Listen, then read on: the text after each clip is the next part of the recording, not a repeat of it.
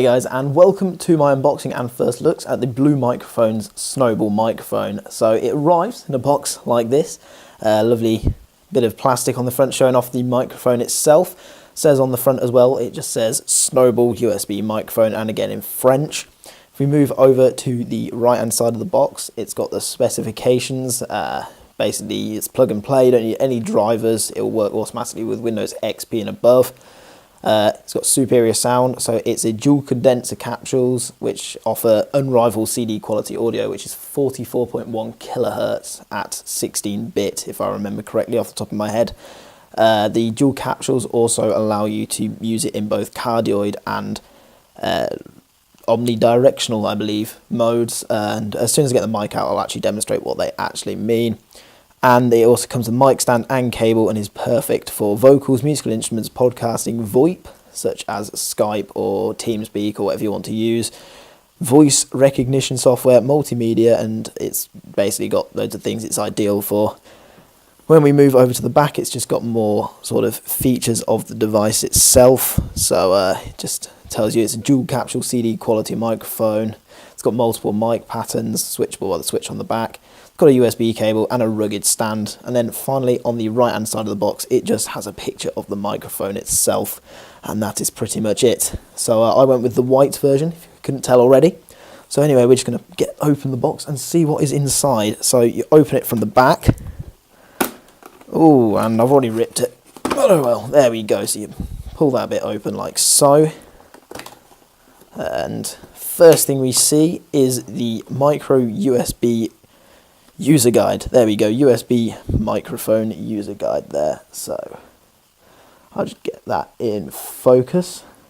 There we go. So it just basically goes over various different technical specifications, what the what it can do, what the different settings are, how to set it up, the different polar patterns and such. And it's pretty much easy, just simple setup things. And that's pretty much it, some general troubleshooting, and that is pretty much it with the user guide. So just move that out of the way, throw it aside and see what else is in the box. So underneath that we have what appears to be, it's quite difficult to actually get this out. Oh yeah, we have the stand itself. Now this is very heavy stand actually, it's all metal. Not sure if that comes across in the video, but it's full metal. It's got these three little legs which adjust out like that and allow you to stand it on the surface. Nice little blue logo on there as well. But anyway, yes, that stands on the surface. Let's get it in focus again. And from what I remember, it is height adjustable, although I'm not entirely sure how one goes about doing that. Oh, there we go. So you twist this bit at this collar at the top there, and then pull it up to adjust the height like so. So there's the stand, very nice, very sturdy, definitely feels rugged like they say on the packaging, and nothing else in there as well. And then next in the box we have the USB cable. This comes in a little sealed bag. Just get that open if we can. God, very well packaged this. There we go. So if we just bring that a bit closer and get it in focus like so. So you can see it's sort of almost like coiled wire inside of a very thick, very strong feeling rubber coated design, and then it's got a standard USB 2 connector on one side and then a funky, I think it's USB type B connector. No, I think it's type A actually, but I'm not entirely sure off the top of my head. But it is still a standardized USB connector, so you should be able to get replacement parts for it relatively easily. And then finally, oh no, not quite, we do have ourselves a bag of do not eat, so make sure you don't eat that. And then finally we have the microphone itself tucked in here, and I'll just pull that out. And the first thing which really strikes me with this microphone is actually the weight. It's very heavy actually. Feels very well built, and it seems to be made out of a sort of matte effect plastic. I will put in some glamour shots near the end of this review, but it appears to be made out of some matte effect plastic there.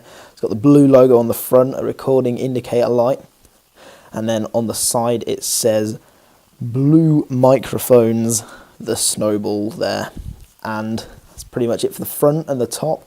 So then on the back we have our mode selector switch with positions 1, 2 and 3, our USB connector, and finally our tripod mount. So I'll just get this all set up. So in theory it should simply screw onto the top of here very easily, very nicely, like so. There we go, and let's have a look. So it is angleable, angle adjustable. I'm not really sure the best way to say that. I don't know if angleable is a real word, but yeah, it is angleable. And then I think simply the USB cable just plugs straight into the back. So it really is very easy to set up, and the bass definitely feels very, very strong. So what we're going to do now is we are going to plug it into a computer and just see how it works, and I'll definitely be doing a recording test with it. So we'll move on to that. Wait, how well does it actually stay on the bass? There we go. Oh well, it stays on the bass pretty well there, so that's pretty awesome. So anyway, we'll move on to a recording test. This is a mic test of the Blue Snowball on setting 1, that's the cardioid setting, about 1 foot away from me, sitting on the desk. This is being recorded in Audacity with no amplification or filters or any sort of effects added. This is a test of the Blue Snowball. This is on setting 2. I'm approximately 6 inches away from the mic, and the thing to listen out for in this test is basically plosive consonants. So that's the P's. So any word beginning with a P, which can sort of expel a bit of air out your mouth, which can sometimes mess up microphones, which is unfortunate. But we're just seeing how well the inbuilt pop filter in the Blue Snowball handles the plosive consonants. So this is just a test of setting 2. That's the cardioid setting with a 10 decibel pad. This is a test of setting number 3, the omnidirectional setting. I'm currently sitting about a foot away in front of the mic, and I'm now going to transfer and move so I am round the back of the mic.